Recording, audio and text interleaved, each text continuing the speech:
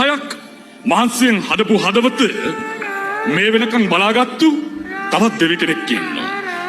ඒ වෙන කවුරුවත් නෙවෙයි. ඒ තමයි ආදරණීය තාත්තා.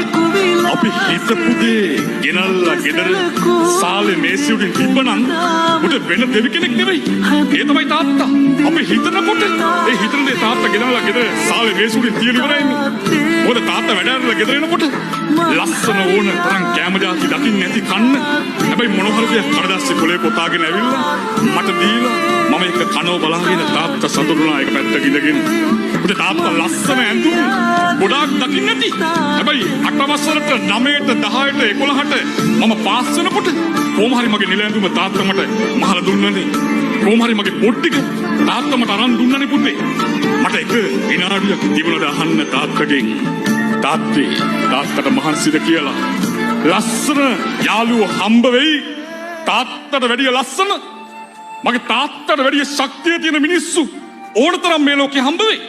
හැබැයි මගේ තාත්තා වගේ මේ ජීවිතේ දුන්න කෙනෙක් කවදාවත් හම්බ වෙන්නේ නැහැ. කවදාවත් හම්බ වෙන්නේ නැහැ පුතේ. මොකද මේ ළඟදී එක තාත්තා කෙනෙක් කම්කරු තාත්තා කෙනෙක් එයා වැඩ ඉවර කළා ගෙදර යන්න හදනකොට එයාගේ ආයතන ප්‍රධානියා කියනවා ඔයා හෙට ඔයාට තියෙන උත්සවයේ ආයතනයේ තියෙන උත්සවේ ඔයාට තෑග්ගක් තියෙනවා හෙට. ඔය තෑග්ග ගන්න එනකොට ඔය කැඩිච්ච සෙරප්පු දෙක නම් දාගෙන එන්න එපා කියලා එයාට රුපියල් 1500ක් දෙනවා. මේ 1500 අරන් ගිහිල්ලා හොඳ සෙරප්පු දෙකක් අරන් එන්න කියලා. ඒ තාත්තා මෙයාට දෙනවා. මේ තාත්තා ගෙදර ගිහිල්ලා පහුවෙන්දා නැවත එනවා උත්සවයට. අර උත්සවේ වැඩත් ඔක්කොම ඉවර කළා. මේ තාත්තට අර උත්සවේ අවසානට තියෙන තෑග්ග ගන්න මේ තෑග්ග ගන්න මේ තාත්තා නැග්ගේ සෙරප්පු දෙකක් නැතුව නැග්ගේ. මේ තාත්තා නැගලා අර තෑග්ග අරගෙන කියනවා මට විනාඩියක් කතා කරන්න පුළුවන්ද? මොකද ආයතන ප්‍රධානියාගේ මූණ හොඳ නෑ අද. මේ මයික් එක අරගෙන මේ තාත්තා කිව්වා සර් මට සමාව වෙන්න. මම ඊයේ සෙරප්පු දෙකක් ගන්න ඔබතුමා මට දුන්නේ සල්ලි අරගෙන සෙරප්පු කඩේට ගියා. මට සෙරප්පු දෙකක් ගන්න මතක් වෙනකොට මට මතකයි මගේ පුතා මට කිව්වා මාස දෙකකට විතර කලින් තාත්තේ මගේ සෙරප්පු දෙක කැඩිලා කියලා. සර් මම මගේ පුතාට ඒ සල්ලි වලින් සෙරප්පු දෙක අරන් ගියා.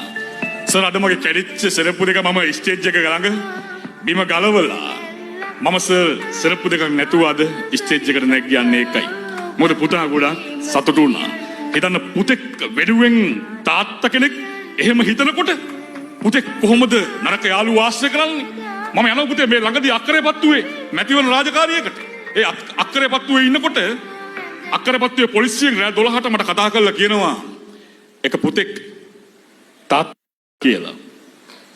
ඒ තාත්තා ගේට්ටුව ගාව ඇවිල්ලා ඉන්නෝ කියලා. මම ගිහලා බලනකොට අර තාත්තා ගේට්ටුව ගාව ඉන්නෝ ෂර්ට් එකේ බොත්තම් තුනක් නෑ තාත්තගේ.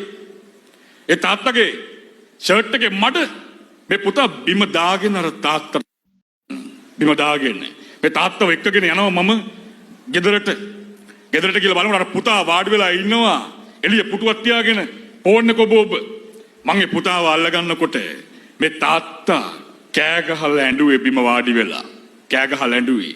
පුතේ හිතන්න මම තාත්තෙන් ඇහුවා තාත්තට දුකයි නම් මම මේ පුතාව අද ගෙදර තියලා යන්නම් කියලා. කරුණු පහදලා දීලා ගෙදර තියලා යන්නම් කියලා මම කිව්වා මේ තාත්තට. හැබැයි මේ තාත්තා කියනවා අනේ සර් මගේ කොල්ලව අරන් ගිහලා කොහොම හරි හදලා දෙන්න කියලා වඳිනවා. පුතේ වඳින්න ඕනේ කාටවත් තාත්තා කෙනෙක්.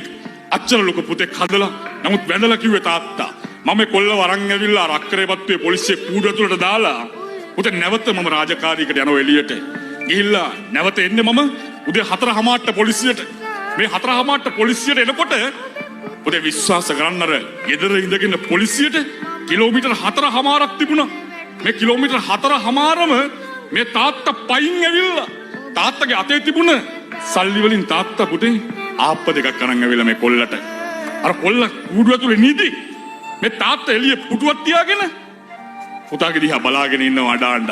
මේ තාත්තා මට ලස්සන කතාවක් කිව්වා.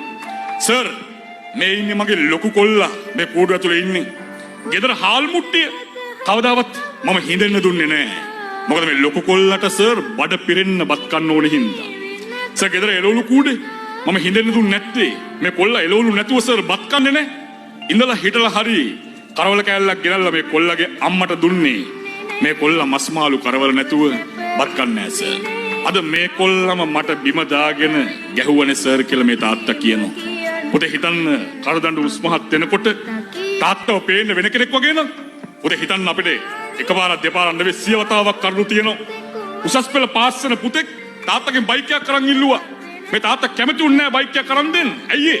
අද අහන්න ලැබෙන්නෙම පුතාලා ගිහිල්ලා බයික් වල හැප්පිලා නරක යාළුවොත් එක්ක ගිහිල්ලා ජීවිතේ නැති කරගෙන කියලා. මේ තාත්තා කැමති උන්නේ නැහැ. හැබැයි මේ පුතා මේ තාත්තට දඬුවමක් දෙනවා. මොකද දඬුවම? මාස දෙකක් යනකම් මේ පුතා මේ තාත්තත් එක්ක කතා කරන්නේ නැතුව හිටියා. පුතේ මාස දෙකම මේ තාත්තා අඬනවා. මාස දෙකම.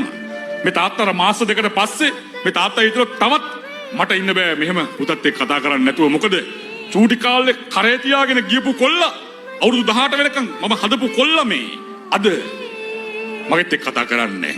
මේ තාත්තා දුකෙන් හරි අර පුතාට බයික් එකක් කරන් දුන්නා.